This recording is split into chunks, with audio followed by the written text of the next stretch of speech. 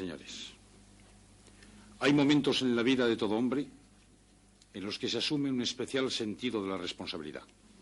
Hoy tengo la responsabilidad de explicarles, desde la confianza y la legitimidad con la que me invistieron como presidente constitucional, las razones por las cuales presento irrevocablemente mi dimisión como presidente del Gobierno y mi decisión de dejar la presidencia de la Unión de Centro Democrático.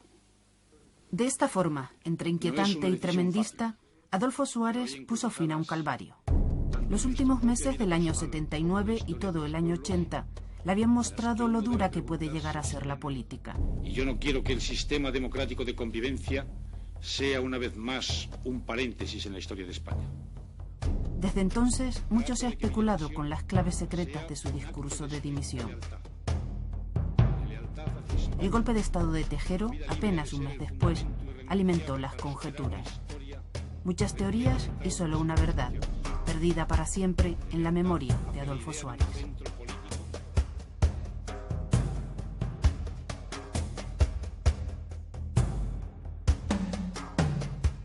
El presidente había tomado la decisión de dimitir en agosto del año anterior.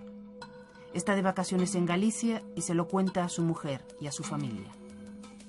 Y desde ese momento, que es justo después de la moción de censura y muy poco antes de una arriesgada cuestión de confianza que plantea él mismo, durante esos meses él se dedica a resolver la pregunta fundamental, que es, al dimitir, si convoco elecciones o promociono a alguien dentro de la OCDE que pueda agotar la legislatura y gestionar lo que queda, ¿no?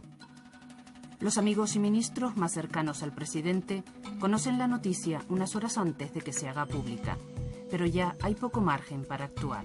Entonces yo tomé la decisión de ir a la mañana siguiente sin avisar a Moncloa para hablar con Adolfo. Yo no sabía que esa mañana Adolfo iba a ir a ver al rey, a llevarles su carta de dimisión, cuando entré por la puerta de Moncloa. Y estuvimos hablando pues hasta las 11:30 aproximadamente de la mañana, 11:15, casi 2 horas largas, en las cuales yo traté de hacerle ver la inconveniencia de su dimisión, y al final a las 11:15 me dijo que se iba a Zarzuela, dice, acompáñame si quieres.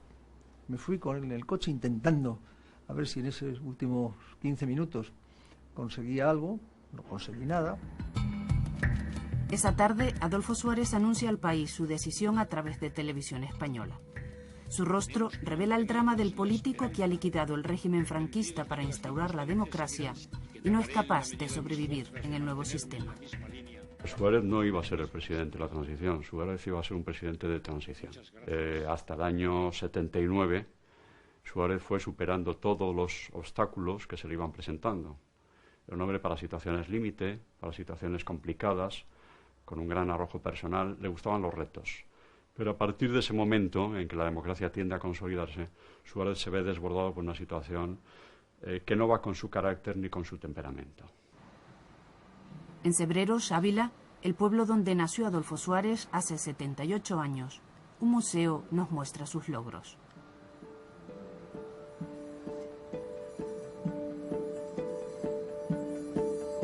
La transición empieza en julio de 1976. El rey nombra a Suárez presidente del gobierno para sustituir a un Arias Navarro incapaz de despegarse del franquismo. En menos de un año, Suárez consigue la aprobación de la Ley para la Reforma Política, que supone el tránsito del viejo al nuevo régimen. Decreta una amnistía política general, legaliza al Partido Comunista y a los sindicatos y convoca elecciones generales para junio del 77. Las nuevas Cortes elaboran una constitución aprobada con un amplísimo consenso. España ya tiene un nuevo sistema político. Adolfo es una elección de Torcuato Fernández Miranda a petición del rey, del señor con un destornillador ideal para desmontar toda la maquinaria del franquismo. Si él, cuando llegan las elecciones del 79, dice yo he cumplido mi etapa haciendo la labor histórica que me ha sido encomendada, yo creo que pasa a la historia de España como uno de los grandes figuras del siglo XX, incluso como un estadista destacadísimo.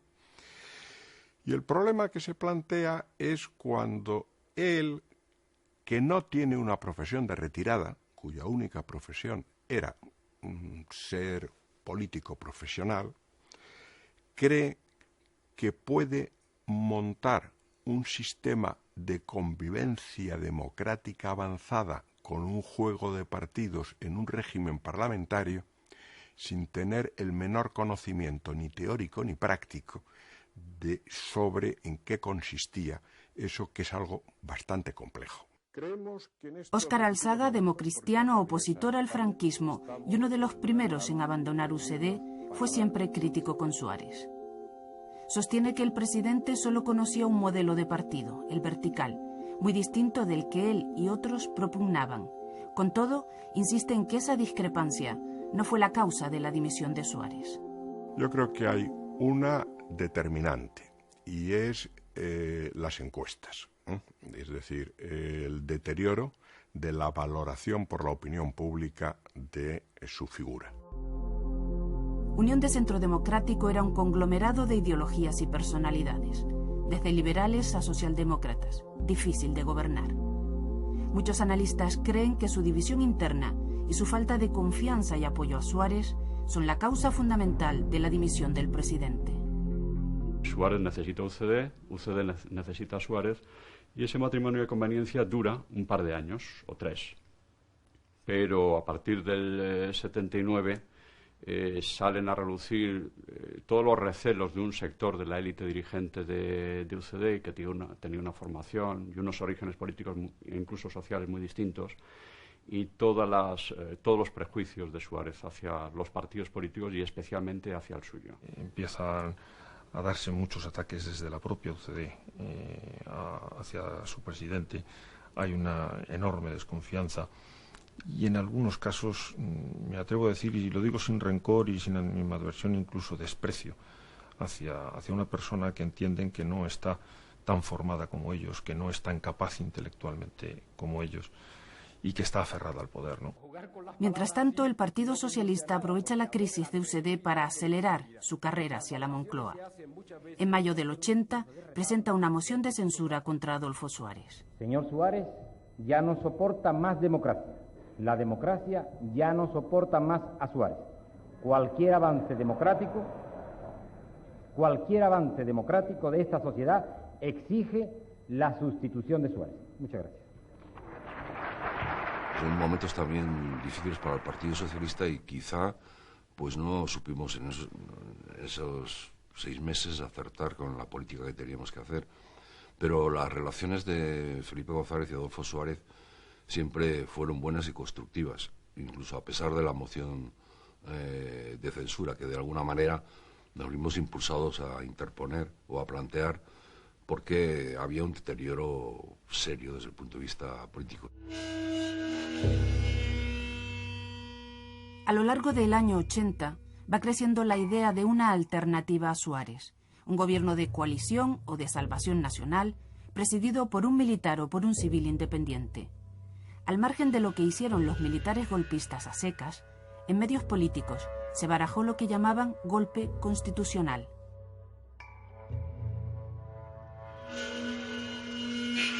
Había gente, tanto de un sitio como de otro, y sobre todo más hacia la derecha, digamos, partidarias, pero también en la izquierda, partidarias de que quizá convenía en ese momento para no reventar la democracia que fuera un militar el que presidiera ese gobierno, un general. Y se habló de Armada. La Armada era un hombre con mucho prestigio dentro del ejército y también con prestigio entre el público en general. De eso no participaba Leopoldo Calvo Sotelo, que no tenía buena idea de Armada, por ejemplo, ni tampoco Felipe. Felipe, que era partidario de llegar a un gobierno de coalición y demás, los nombres que le dio al rey, hasta donde llega mi conocimiento, no por Felipe ni por el rey, es que eran 3 nombres civiles. Nosotros advertimos, Felipe González dijo que las señales de alerta roja estaban encendidas, pero no hicimos nunca una propuesta concreta de formar un gobierno de coalición, y menos sin Adolfo Suárez. El país sufre una profunda crisis económica, con mucho paro, pero también con una inflación que llegó a subir por encima del 20%. Los pactos de la Moncloa en 1977 habían estabilizado la economía, pero la recuperación no llegaba nunca. Tomó determinaciones que, dado el contexto de aquel entonces, eran profundamente sociales. Yo diría que de izquierdas, ¿no? Yo que de manera impropia en aquel entonces ya acusaba algunas de las veces de ser un gobierno de centro-derecha, y visto lo visto, yo creo que era un gobierno que como mínimo se le podía un poco calificar como de centro-izquierda. Como ha recordado en varias ocasiones Santiago Carrillo, Suárez había sumado demasiados enemigos. Todos los poderes fácticos se concitaron contra Suárez, que había sido el artesano en el gobierno de las reformas. Y la banca no estaba contenta, y parte de la Iglesia no estaba contenta, y los muchos mandos del ejército no estaban contentos. 1980 fue el peor año del terrorismo, con casi 100 asesinatos. El clima se hacía irrespirable. Los militares, víctimas de la violencia, descargaban su ira en el gobierno con cada entierro, con cada funeral. Por si todo ello fuera poco, Suárez cree perder también el apoyo y el afecto del rey. Yo no creo que esa sea la causa determinante. Simplemente que cuando la situación para Suárez era desesperada, él notó que además le faltaba el calor del rey. No digo el apoyo político. El rey no le pidió la dimisión, el rey no le empujó a dimitir, pero era evidente que el rey tenía una actitud con Suárez mucho más fría que hacía 1 o 2 años. Y eso para Suárez fue un golpe muy duro. Fue el último golpe. No hay un factor determinante o más determinante que otros. Si hubiera alguno, yo me atrevería a decir que ha sido la falta de confianza de Su Majestad el Rey, transmitida a través más de señales o de signos que de expresiones o palabras concretas a Adolfo Suárez. Eso es lo que culmina su sensación de soledad. ¡Quieto todo el mundo! Cuando me encuentro con la entrada de los guardias civiles en el Parlamento, el primer sorprendido soy yo. Entre otras muchas razones, porque si había algunos motivos por parte de algunos generales descontentos, era sobre Adolfo Suárez. No, ¿por qué lo seguir intentando si era eso así? Si hubieran sido ciertas las versiones que han corrido por ahí.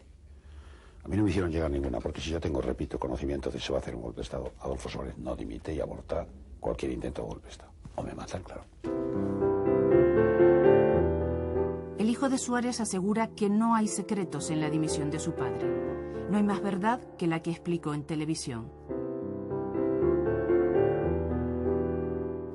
Después de eso, Suárez abandonó UCD y tras el corto experimento del Centro Democrático y Social, acabó por dejar la política. Su figura y su gestión han ganado valor con el paso del tiempo. Cuando uno habla de Adolfo Suárez, del rey o de Constitución, lo que se despierta inmediatamente en quien recibe ese mensaje es lo mejor de nuestro ser político, es el consenso, es el respeto, es la comprensión hacia el adversario político, es el trabajo conjunto, es la lucha por los ideales de todos. Y eso es lo que hoy en día se está echando de menos. Los valores de la transición, de luego, están ahora más vivos que nunca, de manera que yo siempre digo que sería bueno que los personajes que están llevando todo lo que es la historia de España en este momento vinieran de vez en cuando a hacer un retiro a este museo para que efectivamente no se nos olviden esos valores que son fundamentales para seguir adelante con la democracia española. Adolfo Suárez no conoce ni disfruta ese reconocimiento. Hace años que está enfermo. Su última aparición pública fue en 2003, para apoyar la candidatura de su hijo a la presidencia de Castilla-La Mancha. La última imagen que tenemos está con el rey. Él está agradable, está simpático, cariñoso, responde a los estímulos de cariño muy fácilmente, y en ese sentido digo que está bien. Está mal porque sufre una demencia senil degenerativa muy avanzada ya y me gustaría tenerle en otro estado, pero si abandonas la autocompasión, que es tu principal enemigo en estos casos, puedo decir que mi padre está bien y es incluso agradable estar con él, cosa que hago todo lo que puedo. Muchas gracias a todos y por todo. Buenas noches.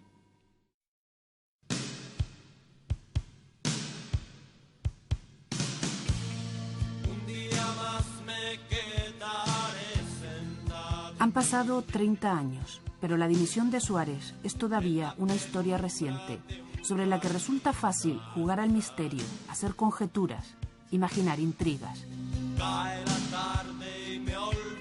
Ese día acabó una etapa, 4 años y 7 meses de Adolfo Suárez como presidente del gobierno, y unos hechos que los españoles siempre tendrán presentes, aunque su protagonista ya no los pueda recordar.